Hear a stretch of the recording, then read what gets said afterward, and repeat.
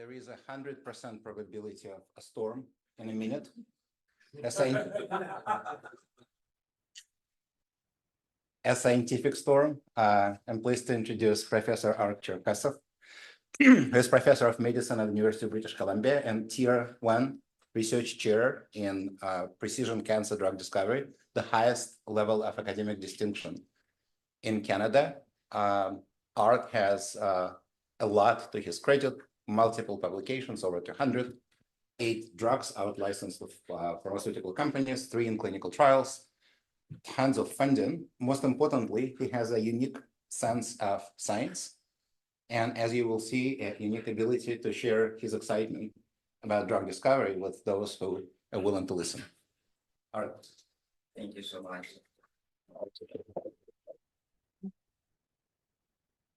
Well, first of all, I'd like to thank Sasha for inviting me here. This is by far my favorite conference, favorite meeting. And there are many reasons for that, including the most wonderful audience and most insightful talks, but also there is something about Strasbourg which makes it very creative. So for instance, Alex and I, we started all our big QSR reviews here in Strasbourg. So typically that's how it goes. I don't know what it is. I have some theories, maybe wine and recruiting combination. I would call it recruit factor from now. And so I was going to talk to you about the deep docking and active learning and Cash 1 competition we participated last year. Can we move the microphone? All right, sorry about it. Okay. But then recruit factor kicked in, and I'm going to talk very little about these things because being here just pushed me to some other ideas I'm going to share with you. So it's very first time I'm going to talk about it, very new talk. Not sure I'm very good with timing, not sure if it's completely accurate, so be gentle with me, but I'll try my best. So here it is. So I wanted to start with showing you a well-known chart, which is called Moore's Law. And this is a very known law in computer science, essentially saying that every 2 years, computers become 2 times more powerful and 2 times cheaper. And so this is essentially the number of transistors on a chip, which by years, companies produce. As you can see, it just goes up linearly. And basically, anything scientifically valid in this world gets cheaper very fast. Cell phones, computing, you name it. And so you would think that computer-aided drug discovery, which has the word computer in it, would be getting cheaper, but it's actually completely opposite. So the cost of drug development is skyrocketing in the last 2 to 3 decades. This is a number of drugs you can develop for $1 billion. So in 50s, you can develop almost 50 drugs. In 90s, you could develop 1 drug for $1 billion. Now this number is actually, no one shows projection to 2024. I didn't see the data, but the number is at $6 billion to develop 1 drug. So things do not get cheaper at all.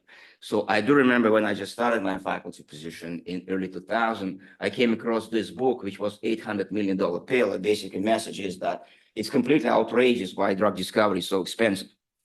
And that was sitting on my shelf, and I was thinking we have to make things cheaper and better. But what happened is opposite again.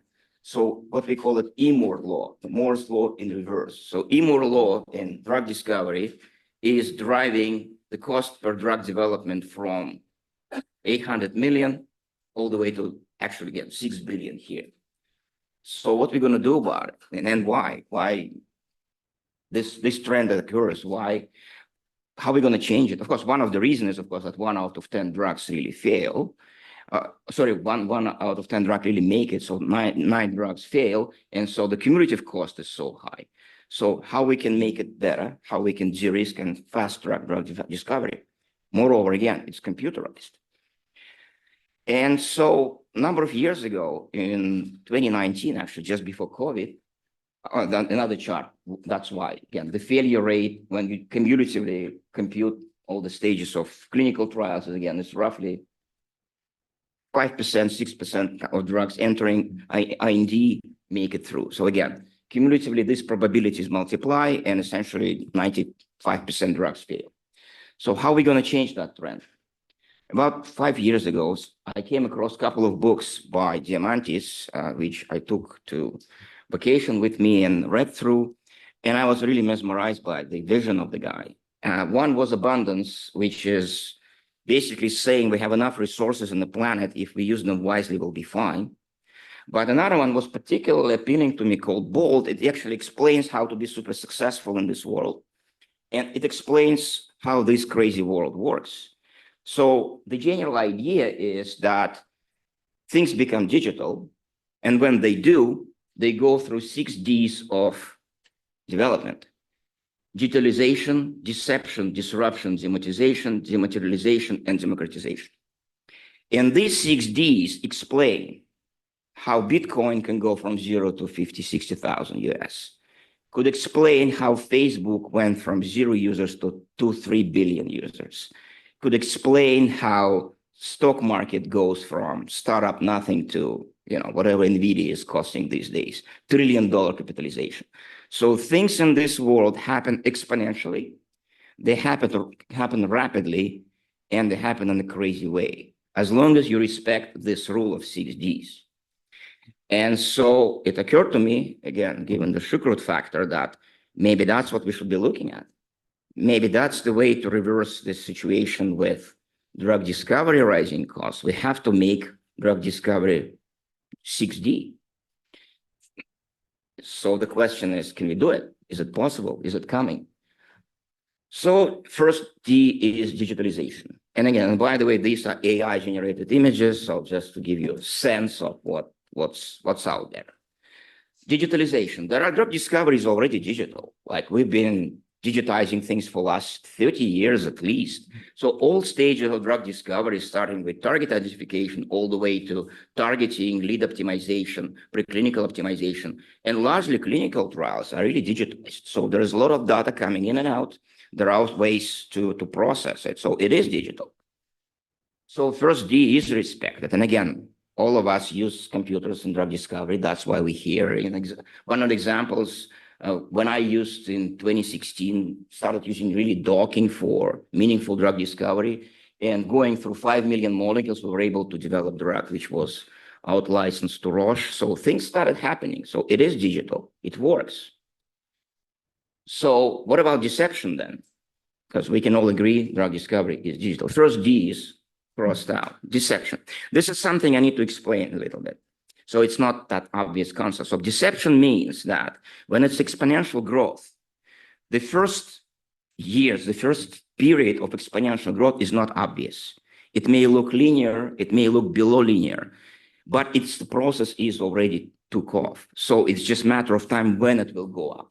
Simple example, like you probably wouldn't now fully appreciate that 5 years ago, 6 years ago, TikTok was a startup. It's hard to believe, but that's how it was. Because if you look at the profit of that company, this is the deception phase. So for a good 10 years, TikTok was really picking up, but it wasn't yet that explosion. So this is the digital deception. And next thing you know, boom, again, Bitcoin is 60,000, Facebook, billions of users, TikTok making 10 billion or trillions of dollars a year.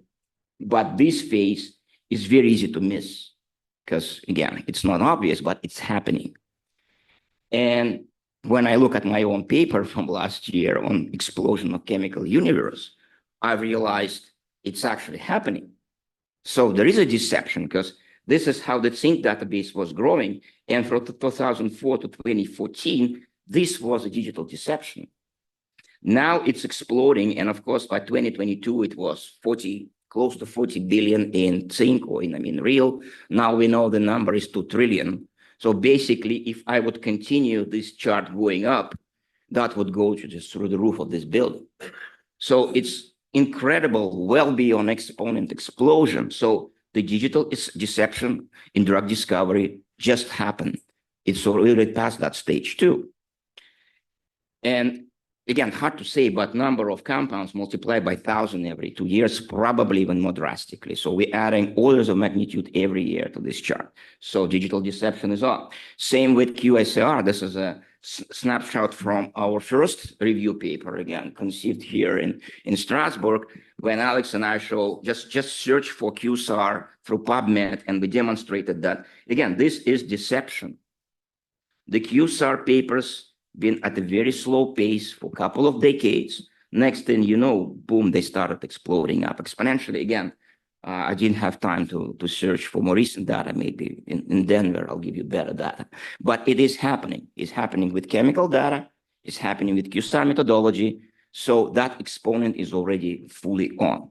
So we can really cross off deception. The next is disruption. And that's the easy one, right? So AI. So, but I want to show you just some ideas. Again, I had to operate by my own examples, but I'm sure we can find tons of similar things in the literature. But disruption looks like this. So when in 2006, I published a paper called Progressive Docking, I said first time, why do we dock really? Can't we just use QSAR and active learning and machine learning to predict docking scores? And that was the first thing we've done. So rather than using 3D objects and dock them to 3D pockets, we just use simple binary fingerprints, then very primitive, very simple neural networks, and we started predicting docking score. And I was very excited because I thought that's very good. I thought everyone will be doing it. But back in 2006, nobody cared. I was kind of upset. I published in pretty okay journal in JMed Chem, but it has no citations by a long time. Problem, of course, was that at the time, zinc was probably 300,000 molecules. So everyone could dock them. So no one needed ML acceleration of this, yet things started happening. But again, it was crazy at the time. So disruption was just creeping in, but didn't really disrupt. Just to give you an example, when in 2007, I published first paper, which had drug and AI in the same title, I ended up, that was on developing on antimicrobial peptides. Again, AI and antibiotic. I ended up in TMZ magazine together with Britney Spears because people thought it's a completely fake news. So back in August in 2007, when you say AI and drug in the same sentence, you end up here. Still, it's one of the biggest achievements I ever had, and that gets my students inspired. But again, just to give you an idea, that in 2007, this technology was that disruptive, that it was a fake news. Of course, now it's matured all the way, because now when, we have trillions of molecules to go through, ML or DL acceleration is really helpful. So in 2019-ish, we revisited the idea of progressive docking, and we developed the deep docking. The idea is the same. We basically predict QSAR, we predict docking score as a QSAR label. And again, you use very simplistic, like Morgan fingerprint, which is easy to compute, easy to process. Couple of hidden layers, output. Again, we tried standard machine learning techniques, and it really, really worked. And that's how deep docking emerged. And we added an active learning cycle to it. Basically, you don't do it in one shot, even though you can. But we added iterative cycle, typically 10, 11, when you do things iteratively, and you enrich your positive predictions, you augment your training base, and things get faster and more accurate as you go along. Again, I'm not going to spend too much time explaining deep docking. Hopefully, heard in some way about it. But deep docking came in 2019, and very, very good. Timing was good. So first, we benchmarked that approach using just zinc database, and we benchmarked for enrichment on standard 12 drug targets. Again, typical representations of target families, GPCRs, nuclear receptors, kinases, just to get a sense if, it's general enough. And depending on the family, our enrichment was going from 1,000 folds to 6,000 folds, 5,000 folds. So deep docking made things roughly 5,000 times faster. Because again, docking was very wasteful as exercise before. So you would upload your zinc database, you hit the dock button, and then you go for 2-3 months, depending how many computers you have, waiting till it's finished. That's how it used to be done. And again, for 3 months, nothing is happening. So you just generate a hit, and university pays you electric bills. Instead, when you put on the active learning and DL approximation module on top of that, algorithm just learns what was docked, what wasn't docked. on the go, and it learns and it can approximate forward what's going to look like dockable or not. And you progressively reduce the size of a database. And at the end of the day, you only dock what was like 1%, below 1% of a database. The rest is approximated. That's how you make things 1,000 times faster. So deep docking came to life in a very good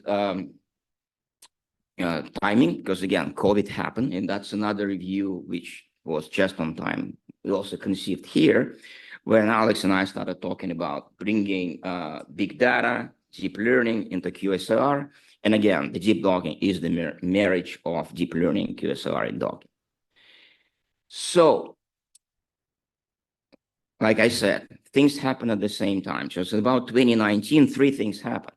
One is, again, zinc became billion molecules, and all of a sudden, we couldn't dock it ever. Then deep docking came to life, and then COVID happened. And so obviously everyone wanted to have drug now. And that's when the need for digital disruption of drug discovery became kind of obvious. And I'll talk more about the role of COVID in chemoinformatics later, but that was a huge wake-up call for all of us. Because then all of a sudden, public wants us to develop drug like tomorrow. And if we would say it costs $6 billion in 15 years, they would not take it as an answer. They want a drug now because nothing worked. Initial few attempts, people tried to reprofile, and we've heard some examples from earlier lectures, but really no drugs worked on COVID, right? So we had to develop something truly original fast, and that's when deep docking was right on time. So we took that 1.3 billion Sync20 database, which no one ever even approached. The biggest docking job published at the time was by Shoihet Group in Nature, when they used the whole power of brute force docking to go through 130 million molecules, and it was a Nature paper, 130 million. So we went through 10 times more than that because we used deep docking, and we were able to come up to run this with deep docking through about probably a month and a half, 2 months, the whole thing.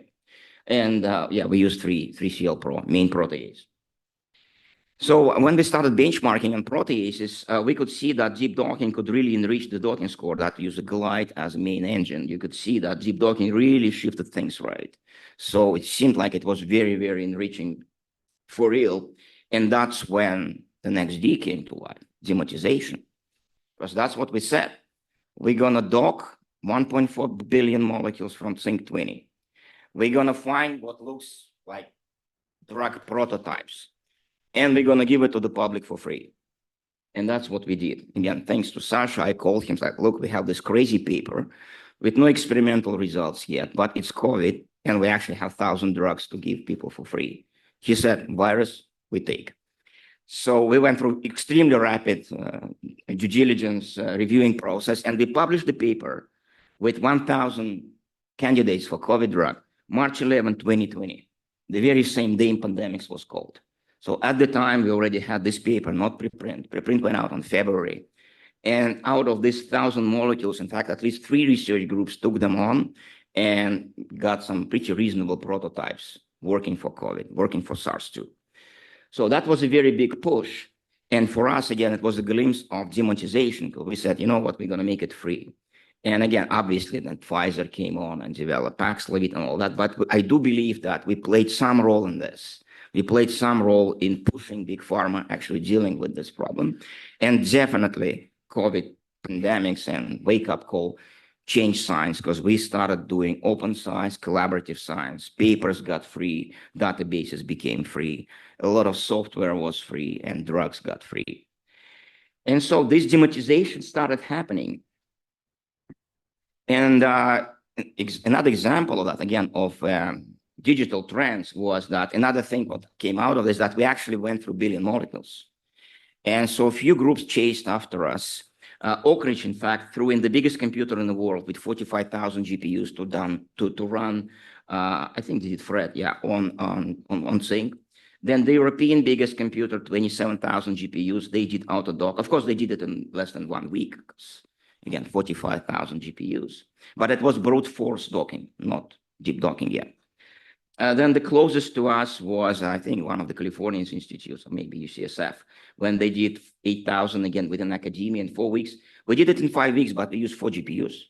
So that's the disruption, that's democratization, that's a lot of Ds we've been mentioning so far. Using AI as a disruptive technology made this difference from 45,000 computers to 4. And so that's when we published another review paper, and that's when we started calling for open science, for open everything. And that's how this open everything, you see open this, open that, started really hashing out democratization factor of digital drug discovery. So we started pushing for free things. We started collaborating for free. We started, in fact, giving away our time for free. And it wasn't really, again, useless exercise, because we actually developed in the group pretty okay COVID drug already. Of course, again, Pfizer came in with, then they threw in something like 2,000 scientists, out of which 300 were synthetic chemists, and they pushed Paxlovid very fast. Yet, up until some, few months, up until 6 months or so, we've been actually at pair with them, because we started earlier.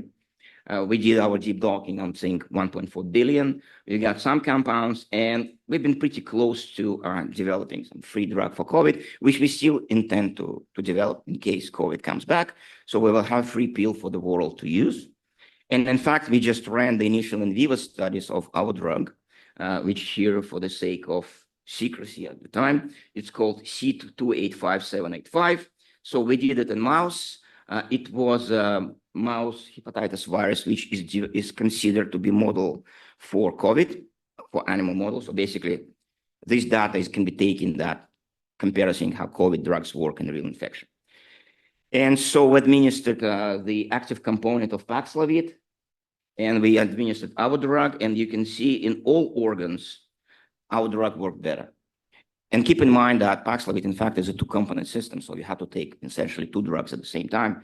Our drug was 1 component, and again, from very first approximation, especially in organs like brain, it worked really, really well. And in all organs, again, it beats Pfizer's drug pretty visibly. And more excitingly, more importantly, that side effects also seem to be better. So it's known that Nimertavir causes some alterations in some responses. There is some tox. Our drug C is pretty benign compared to the Pfizer. So that's an example, again, when, you mixing digital disruption, mixing open science, democratization, gives pretty spectacular results. So what about the next one, the next D, dematerialization? So dematerialization essentially is when you just give away things to people for free. That's when everything becomes kind of virtual. That's when everyone can access things through iPhone or computer.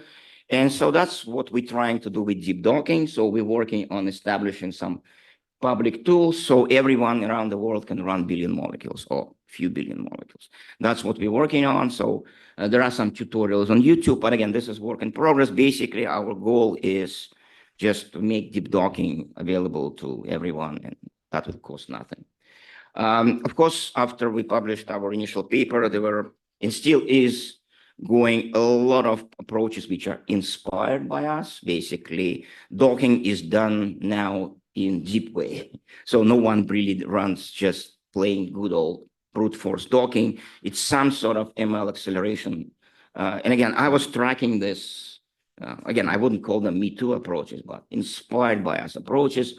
And they keep coming. Again, I stopped tracking and I stopped reviewing even papers, but that's a good thing. Again, this is dematerialization. So basically, we don't care. We don't hold IP. We don't have any proprietary things. We don't even register for our online things. So this became public knowledge. So deep docking became the state of the art very quickly. It became the common thing. No one owns it. Free stuff. So dematerialization is happened as well. And again, I'm showing my own examples because A, I had no time to prepare this talk. Again, this is a Shukrut thing. B, again, it's easy for me to talk about things I've developed, but I'm sure a lot of things can be could be fit in this paradigm in whatever I was saying. And maybe again, maybe Alex and I, that's will be our next review from this meeting that will talk about D6 in digital chemistry, giving more appropriate examples and pulling in more authors to talk about it. And then democratization, again, the last D. So far we crossed out 5. This is 6, but this is in a way a cumulative D2. So in fact, everything I was talking about is democratization, but more specifically, again, we can dock more compounds, we can traverse through chemical universe more comprehensively, so we can do, develop more drugs using ML assistant or DL assistant drug discovery. We can do more programs. So again, deep docking is much faster. So one thing you can do, run more compounds. Another thing you can do, you can run more software, more programs. So you can dock things with not 1, but up to 5. For instance, we tried, so we docked zinc in 5 different ways, the total of 200 billion docking jobs. Because idea is then you can start using consensus. When 5 docking programs agree, probably your hit will be more realistic. So we explore different kind of consensus strategies from that. So we also look at the MPRO, and again, like I said, we ran 40 billion molecules in 5 different ways. And then we applied, I don't remember, like 28 or 30 plus different selection strategies. Again, with different stringency criteria, we use pharmacophore, we use consensus from docking, we used all kinds of things. You try to jam 40 billion, in some cases, to 40 molecules. And blue means it's a really well-predicted docking score. So some of these approaches are more forgiving. You see a lot of red and clustering. Some of them are really stringent, so it's blue. Again, idea is essentially that you should automate drug discovery process. Because again, there is still a lot of what we call expert in the loop phase. When you finish your docking in 100 different ways, still there is an expert with 20 years of experience looking at the screen and making the call. That's how it's still done. So we try to implement deep docking in a pretty rigorous consensus way, so this step is omitted. So we don't need to be super specialists to do drug discovery. With hope that it's push the button, it's a lot of computing, but what you get at the end will probably be real. So again, there are a lot of different conclusions we draw out of it, and out of, what was it still? Again, up to 30 different strategies. Essentially, bottom line is all of them revealed actives, because we predicted something like 600 compounds, out of them 160 actives, actually 1,400 compounds, out of them 1,600 actives, 160 actives, and so it's around 12% hit rate. Again, pretty standard, nothing new. But again, keep in mind, it's fully automated. And so all these fully automated strategies relieve pretty good molecules. Again, just hit the button. One comment, though, that when you have expert here, the hit rate is still way high. So this is something we still have to work around. We cannot yet replace specialists. But again, that's what AI is good at. And we are, in fact, working with NVIDIA on tackling this problem. But one way or another, we got a hit rate from 5 to 20%. And so this is another example how we can democratize drug discovery. So in fact, we can remove PhD chemists out of the cycle entirely. Another example I'm going to use in terms of democratization, that's my favorite. For generative AI, that's another way to democratize drugs. Because of a $6 billion price tag, a lot of times now big pharma, all they do, they take old drug, modify it just a little bit, and they make another extra few $1 billion. This is from my prostate cancer field. We've been using this drug Casodex for decades, and Astra made close to $14 billion in proceeds from that drug. And then Pfizer came in and they essentially modified the syringe a little bit. Again, the warhead is all the same. And they came up with first called Medivation, now Xtandi, still pocketing $3 billion a year. And then Johnson did another genius thing, so they changed to atoms. So as now, again, if you show this to non-trained chemists, they wouldn't see the difference. They would think it's all the same, different things. For us, again, very quickly, you compare this to, you see all they done, added carbon here, making cyclobutyl, and added nitrogen there. And that's what they've been saying in court, by the way. So, but yet that gives them healthy $2 billion a year. So there is a lack of critical ideas. There is a lack of critical thinking. And there is a sort of over-careful approach in big pharma just because, again, things are too expensive. And we kind of keep running in the copycat lately a lot. So the hope is with generative AI, you can just learn from all of that and come up with completely new chemotypes. So hopefully generative AI will expand repertoire of drugs and will stop again going pretty close to what we already know. So hopefully that will be another democratization step with generative AI. And again, this is something yet another, our most recent review, Alex and I already started pitching that basically we have to use deep learning, deep QSAR to accelerate drug discovery in generative and in docking ways, and that's what's happened. So I promised to talk about cash, and I'll say just very few words about it. Essentially, but this is another democratization. So cash is a public initiative. So basically, people from Structural Genomic Consortium in Toronto, they released the target, which was a Parkinson's disease protein, and they asked people from around the world to run drug discovery and give them the compounds, which then they synthesized or purchased and screened. So by the time Oles and I started comparing notes, and again, we all walk similar path, much like deep docking was machine learning acceleration and active learning. Oles was adopting very similar approach for predicting binding energies. Again, active learning cycle. Again, I shamelessly steal a few slides from him, and that's all acknowledged, but basically same ideology. And then we just been sitting together and said, wait a minute, like we're applying similar approaches to different things. Active learning, ML acceleration, I do docking, you do last stage binding energy prediction. How about we just put it together in a pipeline and go for cash? That's what we did. So there were three of us really at the time, me, Oles, and Marina. And then my former postdoc, Francesco, became faculty at the time. So essentially 4 groups from North America joined forces, and we put together this pipeline. Again, without going into too many details, we would use deep docking to really quickly reduce 4 billion enamine drug likes to something more or less manageable. And then Oles would use his GL accelerated active learning on binding activity, binding constant prediction, binding energy prediction. We would come up with something more or less tangible, like 800 molecules. From that, we still applied some expert strategy, as you could see from our previous results, that it's still one way to do it.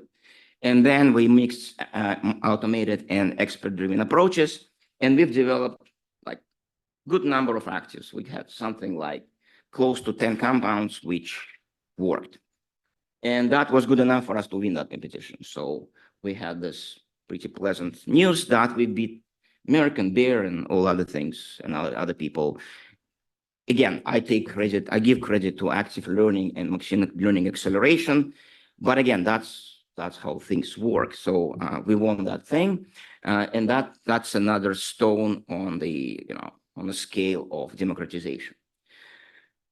So do we have all 6 Ds crossed now? As you can see, there are examples kind of showing we do. And I thought it will be useful last few minutes to actually read about what the original meaning of these 6 Ds are and see if we in fact got them. So the first one, digitize. Anything that becomes digitized enters the same exponential growth we see in computing. Digital information is easy to access, share, and distribute. It can spread at the speed of internet. Once something can be represented in ones and zeros, from music to biotechnology, it becomes information-based technology. It enters exponential growth. Do we have it? Of course. Again, don't judge me on the dates. Again, that's more or less what I think is accurate. So from last 3 decades, computation became part of chemistry. QSAR, CAT, Chemoinformatics, you can call it different ways. So we would probably agree this is done. Number 2, deception, digital deception. When something starts being digitized, the initial period of growth is deceptive because exponential trends don't seem to grow very fast first. Doubling 0.1 gives you 0.2, then 0.4, and so on. But exponential growth really takes off and breaks when the whole number, through the whole number barrier. 2 quickly becomes 32 and quickly becomes 32,000 before you know it. Again, this is the big bang of the chemistry universe. This is big data. This is ML guided synthesis. This is all right from last 10 years, done. I think we can all agree we crossed that out. The last one, disruption. Again, I gave you hopefully some convincing examples, AI and ML and active learning and deep everything really disrupted the way we do things. Things became 5, 6 times, 1,000 times better, or even beyond 5,000 times better. Again, disruption, the existing market for a product or service is disrupted by the new market. Exponential technologies create digital technology which outperforms in effectiveness and cost. Once you can stream music on your phone, why you buy CD? If you can also snap, store, and share photographs, why you need camera and films? Again, pretty close to what we've been doing. Number 4, demonetized. Money is increasingly removed from the equation as the technology becomes cheaper, often on the point of being free. Software is less expensive than hardware, and copies are virtually free. You can now download any number of apps on your phone and access terabytes of information to enjoy blah, blah, blah. Obviously done. So there is a significant democratization going on in our field again. Mentioned structural genomic consortium, card competition, philanthropic agencies, Gates Foundation, things like that. And of course, the COVID-19 pandemics really pushed this part of the equation really hard. So a lot of things became free and a lot of things became open source. And that feeds the next, number 5, dematerialization. Separate physical products are removed from the equation. Technologies that were once bulky or expensive, radio, camera, GPS, video, phones, maps, all on smartphones in your pocket. Again, there is a cloud hosting, distributed computing, community science. Again, you do not need supercomputers to do billion molecule dockings, for instance. You can do it from your phone, just connecting to some of the GUI and just running it somewhere in the cloud. Nobody would even point out where. And the last one, democratization. Again, once something is digitized, more people can have access to it. Powerful technologies no longer only to the government. I would add big pharma. And that's now what's happening with, again, more or less mature academia-based drug discovery.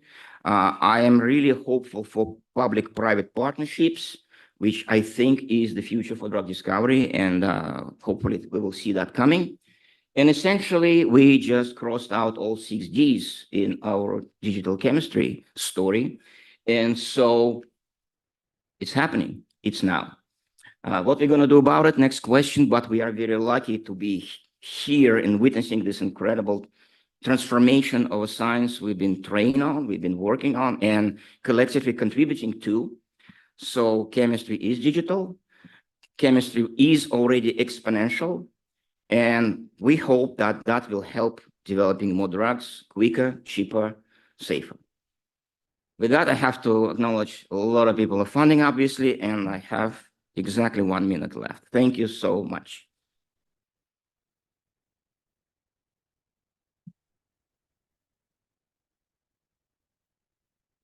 So the storm had happened. Art meticulously ended his talk 1 minute before the next one. So we have time for 1 or 2 relatively short questions and extremely short answers.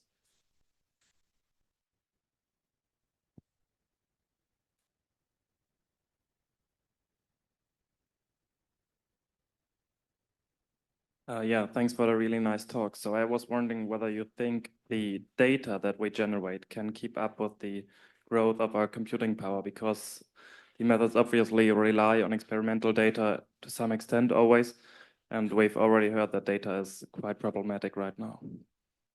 It's chicken and egg story. So better hardware, better computers will enable you to get better data as well. So again, it's a self-promoting cycle. That's how things get exponential. Yeah, thank you.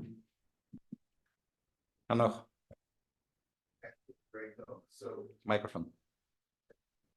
thanks for a great talk. So once this 6D has been crossed, and based on what happened in other area, can you predict when we will actually see a big change? When, I don't know yet, but I think I spent some time thinking about it. I can see how it will change really, because main problem right now in this $6 billion figure is regulatory. It's not like R&D is bad. It's the clinical trials are bad and expensive. But it's also chicken and egg story, because clinical trials are expensive and bad because drugs are bad. Because government says, look guys, you just need 1 out of 10. We cannot trust you. We're gonna check you every step of the way. We're gonna bill you hundreds of millions of dollars to make sure we safeguard your lousy science. If with AI we'll be hitting 5 out of 10, hopefully the regulatory barriers will be lower, and then everything will become cheaper. So I do believe it's possible in this country. All right, so Art will be available during coffee break, okay, hopefully. So whatever questions you want to discuss with him, especially who pays for drug discovery if everything is free, she'll certainly encourage you to have this discussion. Thank you very much.